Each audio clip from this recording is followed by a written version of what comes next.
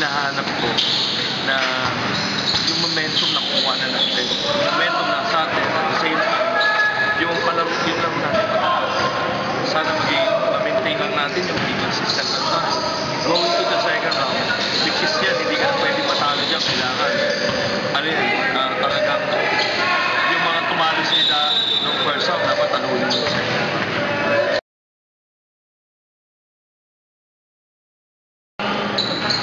May mga games naman tayo na cruncher na nanalo tayo. Siguro breaks of the game lang yun. Tulad yun sa Lasal game. May konting success tayo. Against FPU, na last shot tayo. Siguro, para sa akin, hindi naman siguro ano lang yun. For me, breaks of the game at the same time. Learning experience yun. Para sa susunod, hindi na lang ulit mangyari. Pero against UP, nangyari naman, okay naman tayo, di ba? Mahabol sila. Talagang gano'n eh. May dating na hahabol ng ibang team eh. Kaya lang, nandun tayo.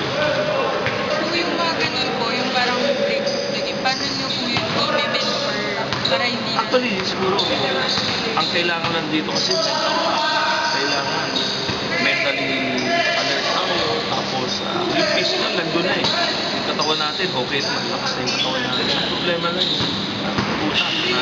How you finish the game, diba? Kaya kailangan talaga yung mental toughness ang kailangan.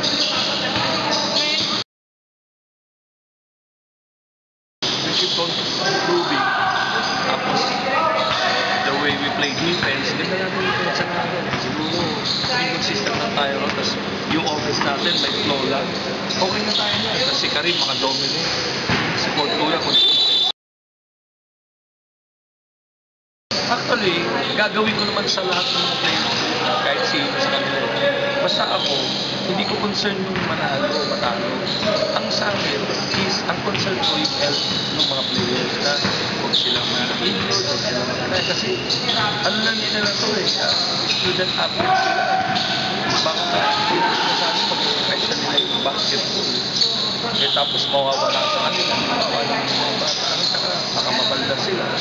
Yun lang yung concern ko dun sa nangyari sa kanya. Akala ko kasi na pinipakain pa lang sa mga nandun na rin siya sa kanila. Tapos ganun din ba, bubuhati ka rin pa, hindi makalakad din ba?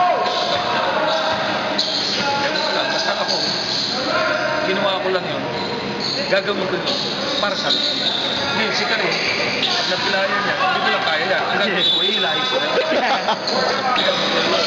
Kaya yung mga players, talagang lagaro para sa akin. That's one hell of a lie.